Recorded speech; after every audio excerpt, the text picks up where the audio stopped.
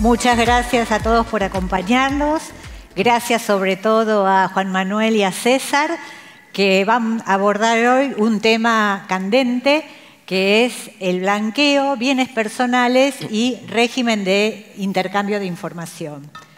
Y para empezar, me gustaría preguntarle a Juan Manuel, ¿por qué decidieron unir este tema de régimen de información? Y si querés empezar a explicarnos sus características. Sí, ¿qué tal? Bueno, buenos días. Muchas gracias a IDEA de nuevo. Hasta en otro orden las presentaciones. Sí.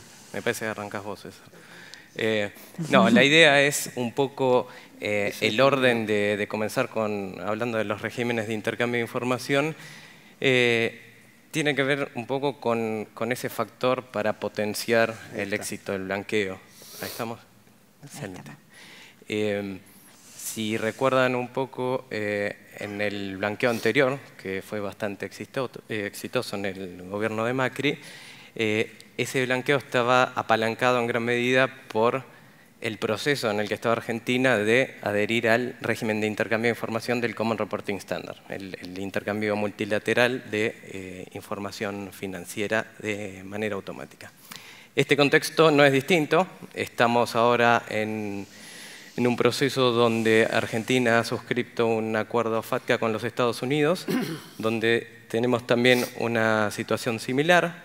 Recuerden que después de la firma del Common Reporting Standard, Estados Unidos de alguna manera quedó como la única jurisdicción opaca a los ojos del fisco, porque el intercambio, si bien FATCA ya tenía ciertos años de vigencia, el intercambio no era recíproco. Había solo un intercambio unidireccional desde entidades argentinas a la IRS, pero a la inversa no teníamos información disponible y obviamente se presentaba como un posible refugio para aquellos que querían todavía esconder o no declarar algunos activos financieros.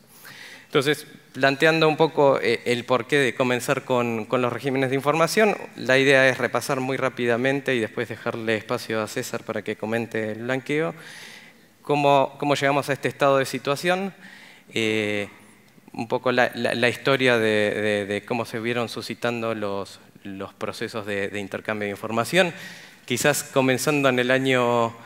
Ya en el año 2000, en el seno de la OCDE se crea el Foro Global de Transparencia e Intercambio de Información, que es la comisión o el organismo que crea la OCDE para un poco velar por la transparencia del intercambio de información y tiene como mandato desarrollar una serie de estándares para que ese intercambio de información sea eficiente y de esa manera combatir uno de los temas que preocupaba a la OCDE en ese momento, a todo el G20, que era la alta evasión fiscal y la existencia de paraísos fiscales. Ese proceso, que duró varios años, quizás se tradujo en el año 2009. ¿Se me escucha? Ahí está.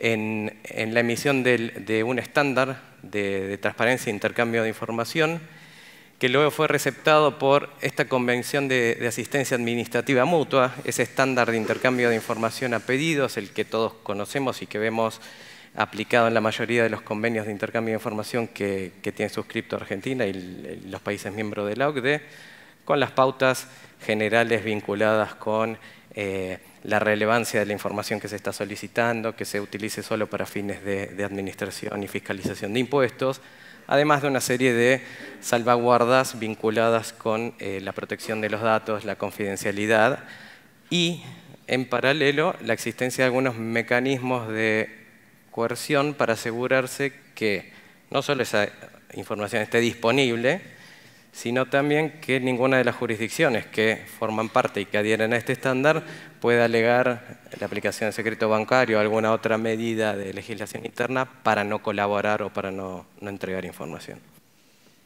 Esta convención de asistencia mutua tiene importancia porque en realidad en ese año, si bien la convención es previa, en ese año lo que se amplió fue la adhesión de todos los países que no eran miembros de la OCDE. A partir de ahí ese estándar se masivizó. En el año 2010 también lo que tenemos como hito importante es la ley del HIRE Act, que se publicó durante el gobierno de Obama y que tiene un capítulo especial que es lo que se denomina Ley FATCA. La Ley FATCA lo que vino a hacer fue un poco a patear el tablero en cuanto a regímenes de intercambio de información. FATCA lo que hace es invitar a las entidades financieras de todo el mundo y a los intermediarios financieros y bancos de todo el mundo a firmar un acuerdo FATCA con el IRS, que es el fisco americano, para intercambiar información de todos sus clientes que sean residentes americanos o de aquellas empresas que, si bien no son americanas, pueden identificar que sus controlantes o UBOs son estadounidenses. Ese régimen implica obviamente una serie de implementación de procesos de due diligence, de identificación de clientes, clasificación de cuentas, reporting, que es bastante pesado y costoso, pero que en última instancia el único que estaba en condiciones de posicionarse y pedirlo era los Estados Unidos. Por eso cuando usamos, es un régimen donde te invita a participar, lo de invita es un eufemismo porque de invitación no tiene nada. FATCA, la mecánica del proceso, si bien es voluntario, la verdad es que la mayoría de sus normativas tienden a obligar a las entidades financieras a adherir, so pena de sufrir una serie de consecuencias, entre las que estaba retención de un 30% de impuestos si eras una entidad que no participaba, la posibilidad de que te excluyan de los mercados financieros porque las otras entidades que sí participan de alguna manera tenían una carga extra por operar con entidades no participantes, y en paralelo también exigía que si vos eras parte de un grupo multinacional de entidades financieras, si una de tus subsidiarias no participaba, se caía todo el grupo. Todo ese entramado de medidas hacía que FATCA terminaba siendo de carácter obligatorio. Y por lo que les decía también que existía la obligación de reportar o darle información de manera directa al IRS, ya no es vía gobierno, ya no es intercambio entre gobiernos, es una relación entre el IRS y cada entidad financiera. Se presentan también una serie de dudas e inconvenientes vinculados con, bueno, hasta dónde es legal este tipo de pedidos, hasta dónde es legal que yo tenga que actuar como agente de retención para un fisco extranjero, temas de protección de datos, secreto bursátil y demás. Todo esto generó que, como ven, recién en el año 2013 se pudiera entrar en vigencia o aplicar FATCA, que de hecho se fue corriendo un año más ese proceso, porque la gran traba venía por el lado de las limitaciones legales. Por eso es que se empezaron a firmar los acuerdos intergubernamentales, que lo que venían a hacer era facilitar la implementación de FATCA. Atento a todas estas limitaciones, el IGA lo que viene a hacer es otro acuerdo bilateral entre el IRS y el fisco del país respectivo para intercambiar información de manera automática bajo FATCA. Por ello es que recién arrancamos en 2014 con la aplicación efectiva de este régimen. En paralelo, la OCDE venía viendo que FATCA tenía cierta aceptación, más allá de los comentarios que se le puede hacer respecto a su legalidad. Entonces empezaron a trabajar en el desarrollo de un estándar, también para el intercambio automático de información financiera, pero ya con carácter multilateral. La idea era que desarrollar un documento que estipule ese estándar, que si uno lo mira, el Common Reporting Standard no es otra cosa que la copia de FATCA, pero con un esquema de intercambio recíproco, donde quienes adhieran a ese acuerdo van a intercambiar la información estandarizada y conforme el formato que estipula el estándar de manera automática todos los años. Así fue que se suscribe este acuerdo de multilateral de autoridades competentes, que es el que adopta el CRS y a la cual los países que conformaban parte del foro global fueron adhiriendo en distintas etapas. Argentina, por su parte, adhirió en el año 2011 y terminó suscribiendo de manera efectiva este acuerdo entrado 2012. ¿Qué implica eso? Bueno, que para aquellos países con los cuales se hayan cumplido todos los procedimientos de aprobación interna y donde Argentina haya puesto que estaba dispuesta a compartir información con determinados países, bueno, de manera automática, una vez que entraba en vigencia este acuerdo, Argentina y esos países podían intercambiar información financiera.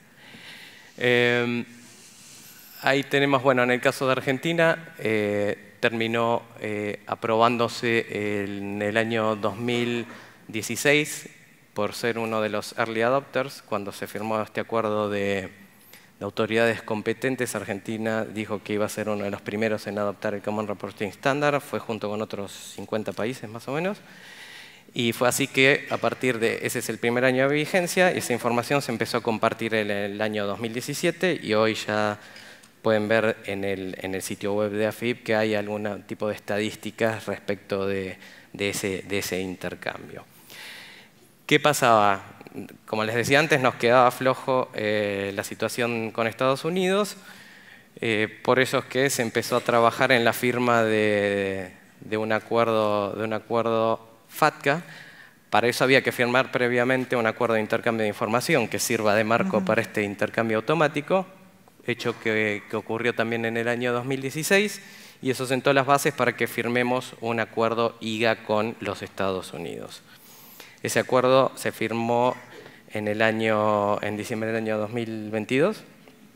El ministro de Economía era Sergio Massa, y en su momento, de nuevo, también se erigió como una de las herramientas para fomentar o fogonear un futuro blanqueo.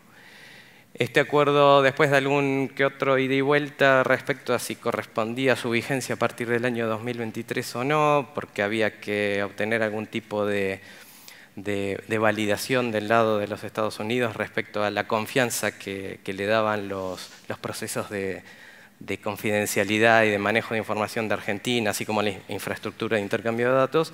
Finalmente se confirmó que tiene vigencia desde el 1 de enero del año 2023, y ese es el primer año que se va a reportar ahora a fines de septiembre de este año. Esa es la fecha límite donde Argentina va a empezar a compartir información con el IRS y viceversa. Ahora, ¿qué información se va a compartir? Bueno, ahí tienen en contraposición lo que es el CRS, que es el Common Reporting Standard, versus FATCA. Common Reporting Standard, como les dije, es multilateral y el intercambio es bidireccional o multidireccional en las mismas condiciones. Misma información, mismos datos respecto de titulares de cuentas. En el caso de FATCA, lo que sale de Argentina sí es con ese formato y ese nivel de detalle. Lo que viene, no tanto. Lo que viene de Estados Unidos es más limitado. Es así en todos. O sea, Argentina no es la excepción. Todos los países que firmaron una IGA con Estados Unidos aplican en esos mismos términos, por lo cual Argentina no iba a ser la excepción. Si bien hay voluntad de Estados Unidos para en el futuro intercambiar las mismas condiciones, hoy no es el caso. Entonces, lo que tenemos hoy como información que se podría llegar a recibir del lado de Estados Unidos respecto de titulares de cuenta argentinos en Estados Unidos es, por un lado, se van a informar solo cuentas de depósitos de individuos argentinos, que quedan afuera de las empresas, donde se hayan depositado al menos $10 de intereses. O sea, si no se dan esas condiciones, esa cuenta de depósito, cuando digo cuenta de depósito, hablo caja de ahorro, cuenta corriente, saving, el nombre que quieran. Para todas las otras cuentas financieras, cuentas custodias, cuentas de inversión en brokers y algunos tipos de seguros con capitalización, ya sí van a informar solo los titulares residentes argentinos, empresas o individuos, pero en la medida que en esas cuentas se haya acreditado algún concepto de renta americana, sea un dividendo, una ganancia de capital o similar. Si es renta de fuente no americana, no se reporta. O sea, si yo tengo una cuenta en un broker de Estados Unidos y tiene algún título extranjero que no genera renta de fuente americana, no se reporta. No se informan beneficiarios finales, a diferencia de lo que les decía para el CRS y FATCA, en lo que informa Argentina hacia afuera, no se identifica el controlante, o sea, miro quién es el titular de cuenta y ahí me quedo. Si el titular de cuenta no es argentino, la cuenta no se informa, más allá de que arriba en la cadena de accionistas haya un argentino. Y finalmente no se informan saldos de cuenta, o sea, lo único que va a informar el IRS es: tengo esta cuenta que pertenece a un individuo argentino, este es el número de cuenta, este es el quit que tengo identificado y cobró tantos dólares de intereses. Si a FIP le interesa indagar respecto a saldos u otros activos, va a tener que recurrir al acuerdo de intercambio de información tradicional, a requerimiento, cumpliendo de nuevo los preceptos y estándares que hablábamos anteriormente. Con lo cual, bueno, un poco eso era plantear el estado de situación para nada, darle el pie a César que comente respecto al blanqueo. Muchísimas gracias, Juan Manuel. Y bueno, este es uno de los fogoneros o alicientes para el blanqueo. Y ahora le vamos a pedir a César que nos cuente un poco características y otros incentivos que tiene este régimen de regularización de activos y bienes personales. Bueno, gracias Mirta, gracias José Manuel. Empezamos intenso, ¿no? Coyuntura económica, coparticipación, intercambio de información, blanqueo. Tengo 18 minutos para hablar de blanqueo y bienes personales. Voy a tratar de acelerar como en Fórmula 1. Blanqueo. Primero hay que distinguir lo que es la diferencia o la frontera entre plata sucia y plata negra. El blanqueo cura plata negra. Plata negra es proveniente de una operación lícita, una venta no declarada. La plata sucia ya viene de una actividad ilícita en sí, narcotráfico, trata, etc. Es decir, que el blanqueo lo que cura es plata negra, no plata sucia. ¿Quiénes son los sujetos alcanzados? Bueno, cualquier residente argentino, esté inscripto o no, esto es importante, ¿sí?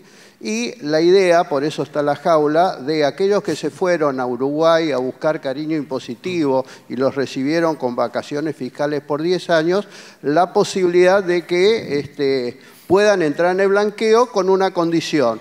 Como mínimo se tienen que quedar todo el 2024 como contribuyente argentino desde el 1 de enero de 2024, con lo cual las ganancias que hayan tenido desde ese entonces hasta ahora, que pasan a ser nuevamente contribuyentes, van a estar alcanzadas por el impuesto. Ahí está.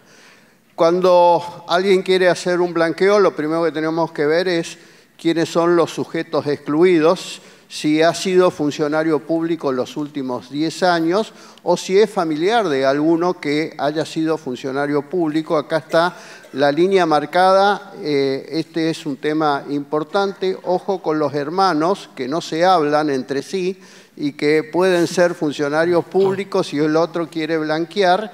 Hay secreto fiscal, hay una serie de cosas. Creo que acá es importante ver las limitaciones que hay para los que son familiares de los que han sido o son funcionarios públicos. ¿Qué se puede blanquear? Cualquier tipo de bienes. No admite bienes registrados a nombre de terceros. Esto es importante. En el blanqueo de Macri sí existía esa posibilidad, con lo cual hay que tener cuidado con aquellos que tienen cuentas bancarias con estructuras arriba, con estructuras, una sociedad en BBVA y en Belice o en alguna de esas. No se va a blanquear la cuenta, se va a blanquear la participación accionaria. Y si son varios los accionistas, van a tener que declarar cada uno y hay que tener cuidado cómo se instrumenta ese blanqueo, teniendo en cuenta que si es una sociedad, cuando retira dinero puede haber dividendos que están alcanzados por el impuesto. Por eso es importante estructurar bien un capital inicial. Quedan excluidos aquellos que tienen bienes radicados en la lista negra famosa o la lista gris. Está Corea, Irán, Birmania, etcétera. Son países donde el que tiene bienes ahí tiene que estar muy bien de las coronarias y mal de la cabeza, ¿no?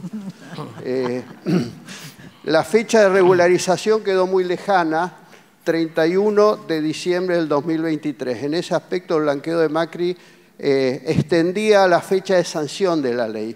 Acá hubo mucho optimismo que iba a salir muy rápido la ley esto no sucedió. Sabemos que tuvo mucho manoseo de todos los trámites parlamentarios y hay un peligro respecto de qué pasó desde el 1 de enero del 2024 hasta el 18 de julio del 2024 que salió la ley. Aquel que compró un inmueble en lo que va del año con plata no declarada tiene un problema. Creo que la AFIP está viendo de tomar algún tipo de interpretación extensiva de presunción, pero hasta ahora no hay nada. Aquel que quiere declarar una cuenta que no la tiene informada y que casualmente en lo que va del año mandó un depósito, ese depósito no queda indemne en cuanto a la justificación patrimonial y también en cuanto al tema cambiario, cómo mandó el dinero, ¿sí? Eso está fuera de la indemnidad que da el blanqueo. Bueno, esto ya saben, acá hay que apurarse, ¿sí? Estamos a pocas horas de que venza la primera etapa, que es la etapa más barata del 5%. Pasando 30 de septiembre se duplica al 10% y en lo que va del año 2025 pasa al 15%. Hasta el 30 de septiembre es la manifestación, hay un pago adelantado del 75%, una declaración jurada que va a ser el 30 de noviembre. Ahí es muy importante la identificación de los bienes. Una cosa es un inmueble, una escritura, un boleto. Si son acciones de compañías extranjeras, bueno, hay que tener la tenencia. Con los créditos hay que cumplir ciertos requisitos, esto es importante. Para el blanqueo hay una franquicia que hasta $100.000 no paga impuesto. Este es un blanqueo que no intenta recaudar, sino intenta que haya muchos adherentes que empiecen a mover la masa muscular de la economía, ¿sí? Ahora, hay una doble franquicia. Hay una franquicia por efectivo, que son $100.000, donde ahí estamos discutiendo si estos 100.000 es mínimo no imponible o mínimo exento. La diferencia que si es mínimo exento, obviamente se pasan los 100.000 y se paga sobre todo, ¿sí? Si es mínimo no imponible, eso es la diferencia. En el blanqueo de otros bienes es mínimo no imponible y también tiene una franquicia de $100.000. Así que no es una sola franquicia, son dos franquicias. Hay que tener en cuenta el grupo familiar. La ley iba a generar muchos conflictos familiares porque se comparte la franquicia con el grupo familiar.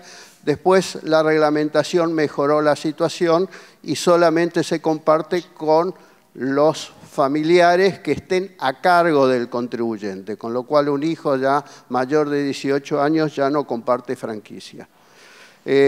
Para el efectivo hay que apurarse, por eso pusimos la figurita que se apura este señor, porque el efectivo termina la posibilidad de blanqueo el 30 de septiembre. Es decir, después del 30 de septiembre no hay posibilidad alguna de efectivo. No tiene costo si es hasta $100.000. Lo deposito, lo puedo disponer recién el 1 de octubre del 24, salvo que haga algún tipo de operación onerosa, por ejemplo, compro un inmueble, compro un auto, entonces ahí se transfiere directamente de la cuenta especial a el vendedor de ese bien antes del 1/10 del 24. Para el dinero efectivo, ¿sí? Si es más de $100.000, tiene costo. Acá ya puse mi interpretación, que es sobre el excedente del 5%. Para mí es mínimo no imponible, no mínimo exento, pero ese es el debate. Y si es sin costo, tiene que estar depositado en la cuenta cera hasta el 31 de diciembre de 2025 o invertido en alguno de estos instrumentos. Hoy salió una resolución del Ministerio de Economía ampliando estos instrumentos. Son bastantes: títulos públicos, nación, provincia, municipio. BOPREAL entra dentro de los títulos públicos. Fideicomisos financieros que estén destinados a la inversión productiva. Cuotas partes, fondos comunes de inversión, tanto abiertos, cerrados. Acciones que cotizan, ON, obligaciones negociables. Y también para inversiones en proyectos inmobiliarios, inversiones en proyectos que no tengan un avance de obra superior al 50%. Quiere decir que un terreno para construir puede entrar dentro del destino para no tener costo de blanqueo y se puede efectivizar con aportes a fideicomisos y distintos instrumentos que intentan mover el mercado inmobiliario que está muy deprimido. Dinero en efectivo en el exterior también se puede blanquear, yo no lo aconsejo. Imagínense alguien que vaya con un bolso a un banco al exterior con dinero en efectivo, no sé si sale del banco. No. La idea es que si tiene dinero en efectivo al exterior, que busque pícaramente cómo traerlo a la Argentina y lo blanquee desde la Argentina. Esto es muy importante, la fecha de incorporación del blanqueo. Se considera 1 de enero de 2024, fecha de incorporación. Si es un inmueble, no me interesa la fecha en que lo compré, sino que se toma la fecha del 1 de enero de 2024. Y el valor impositivo de ese bien es el valor de la base imponible de blanqueo, no el valor de adquisición. Y algo importante, se puede blanquear bienes de cambio. Con una limitación, no salió en la ley, sí salió en el decreto reglamentario, y esta limitación es que después no puede ser costo computable.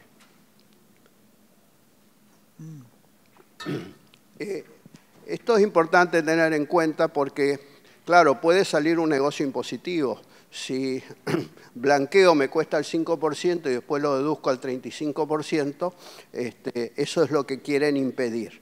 Así que, pero básicamente desde mi criterio, la ley no lo dice, la ley no lo prohíbe y lo prohíbe un decreto reglamentario. Me parece que el decreto se excede. ¿Qué tiene este blanqueo? Como todos, la liberación de impuestos y de sanciones. No aplico incremento patrimonial no justificado, libero de todos los impuestos los más importantes, entre los cuales está el aporte solidario. Aquel que tenía una cuenta, no la declaró, debería haber pagado aporte solidario sobre esa cuenta, no tiene que recalcular aporte solidario, queda totalmente liberado. Y por supuesto la liberación de los delitos tributarios cambiarios, muy importante, aduaneros, infracciones administrativas, y se extiende a todos los administradores en las corporaciones y por supuesto a los representantes legales y también a los auditores, obviamente. Este blanqueo tiene efecto de inmunidad de grupo porque los beneficios también alcanza a los sujetos de empresas, por las sociedades, por las empresas, por las explotaciones, de lo que blanquea el accionista, el socio, el fiduciante, el beneficiario. Esto tiene un efecto inmunidad para todo este grupo. Y algo que es una yapa del blanqueo, ¿sí?, es el tapón fiscal. Esto es importante porque queda cubierto cualquier tenencia que hubieran poseído con anterioridad al 31 de diciembre. Ejemplo, un contribuyente que es muy inquieto, compró un inmueble con dinero no declarado hace unos años, no lo declaró el inmueble, no declaró el ingreso, no declaró la venta posterior del inmueble, pero en definitiva llega el 31 de diciembre de 2023 sin todas esas operaciones declaradas, con una fotografía de bienes no declarados. Bueno, todas esas operaciones quedan con el tapón fiscal, ¿sí? La pregunta es el consumo insuficiente. Ustedes saben que contribuyentes cuando hacemos la declaración jurada no nos dicen siempre la verdad al contador. Entonces tienen un nivel de vida donde el consumo no les alcanza. A veces da consumo negativo, vivieron de la caza y de la pesca. Pero básicamente creo que el tapón fiscal también alcanza a los consumos que no han sido satisfechos respecto de su nivel de vida. Tiene un límite de tolerancia del 10%. Siempre en los blanqueos anteriores se dirá, este es el último blanqueo, y nunca lo creíamos, ¿no? Bueno, ahora parece que no va a ser el último porque aclara que el que entra en este blanqueo no puede entrar hasta otro que salga antes del 2038. La verdad es que lo que creo es que estos quieren establecer de que el que entre por todo y no se guarde nada, o sea, que entre, si tiene dos cuentas, que tome las dos cuentas. Ahora, a mí me parece que debería ser al revés, el que no entra no debería entrar en el próximo, que veremos si se da como los mundiales cada 4 años. Vamos a bienes personales. Bueno, Con estos bienes personales, mucha gente de clase media deja de pagarlo porque se aumentó el mínimo no imponible a 100 millones de pesos. Esto es actualizable. Yo hice el cálculo de la actualización hasta julio, porque se toma de noviembre a octubre el índice, ya están 230 millones aproximadamente. Así que de acá hasta octubre vamos a tener un mínimo no imponible importante. Para la vivienda, casa, habitación, está exenta si no supera los 350 millones de evaluación fiscal y se elimina el trato diferencial entre bienes en la Argentina y en el exterior. Hay un régimen muy interesante, muy atractivo, que tiene varias ventajas, que es el régimen de pago de 5 años juntos. En primer lugar, tiene alícuotas que son menores, ¿sí? La alícuota del impuesto, después vamos a ver un cuadrito, ¿sí? Que para el 2023 la máxima es el 1,50% y después va bajando, va decreciendo a un 0,25 anual. Bueno, la alícuota para tomar es el 0,45%.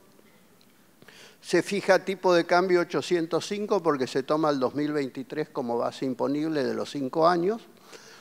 Los incrementos patrimoniales 2024, 25, 26, 27 no se computan, es decir, que aquel que se tiene confianza que va a seguir ganando mucho dinero y no se lo va a consumir todo, sobre esos incrementos patrimoniales no va a pagar bienes personales, no van a pagar anticipos. Qué cosa que irrita pagar anticipos antes que genere el hecho imponible.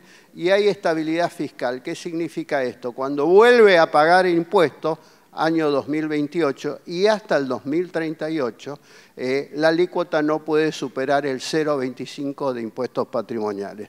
Muchos que se arrepintieron de entrar en el blanqueo de Macri, dijeron, bueno, pero después cambia el gobierno, cambian las normas. Yo creo que esto le da más seguridad porque esto genera estabilidad fiscal. Acá hay una carga jurídica que el contribuyente hace, paga 5 años juntos y contra eso tiene un beneficio. Ese beneficio, durante el tiempo que dure esta estabilidad fiscal, no puede ser modificada. Fíjense cómo quedarían las alícuotas para el tablero de decisión. El que no es contribuyente cumplidor, a lo largo de 5 años va a pagar el 4,75%, ¿sí? En las alícuotas máximas siempre, pero va a tener que seguir pagando anticipos, va a tener que seguir presentando declaración jurada y no tiene estabilidad fiscal. En cambio, el contribuyente cumplidor, ¿sí? Le dan un besito en la mejilla, símbolo, ¿sí? De aquel que cumplió, le van bajando la alícuota del impuesto el 0,50 por año, con lo cual a lo largo de 5 años paga el 3,25, seguirá pagando anticipos, seguirá presentando declaración jurada para suerte de los contadores y va a haber estabilidad fiscal, no tiene estabilidad fiscal, ¿sí? En cambio, el que entra en el régimen por los bienes blanqueados tiene 2 opciones, por los bienes blanqueados y por los bienes que blanquea. No es una opción, es una obligación, perdón. Por los bienes blanqueados paga 2,25, pero 2,25 sobre el 2023. Fíjense que con la brecha, ¿sí? Ese 2,25 es mucho menor, es menos del 2. ¿Sí? No paga anticipo, no presenta declaración jurada y tiene estabilidad fiscal. Y sobre los bienes blanqueados se multiplica el 0,50 por 4. ¿Por qué por 4? Porque el 2023 ya queda cubierto por el costo de blanqueo. Quiere decir que sobre los bienes blanqueados paga el 2%, no paga anticipos, no presenta declaraciones juradas, no paga el contador y, tiene sí, estabilidad fiscal. ¿Qué diferencia tiene este blanqueo con los anteriores? Bueno, en primer lugar el costo, es muy barato. En algunos casos inexistente. Si uno lo sabe invertir, la verdad es que lo que se quiso hacer es que la gente que tiene la plata en el colchón, incluso plata que era blanca y que para cubrirse con moneda dura fue a una cueva y compró dólares y hoy no los puede justificar, bueno, hasta $100.000 no tiene costo y si excede tiene el costo que es muy barato. Yo creo que le da una seguridad que no tuvo antes al contribuyente el régimen de estabilidad fiscal con el régimen de adelanto de impuesto a los bienes personales por 5 años porque fue el impuesto que más dolió después del blanqueo. Recuerdan que cambió el gobierno, llegó al 2,25 y después éramos poco, parió la abuela y vino el impuesto a la riqueza. Y la doble franquicia. Yo creo que estos son elementos que son muy contundentes como para que este blanqueo pueda tener un poco más de éxito. Bueno, muchísimas gracias, César. Muy interesante.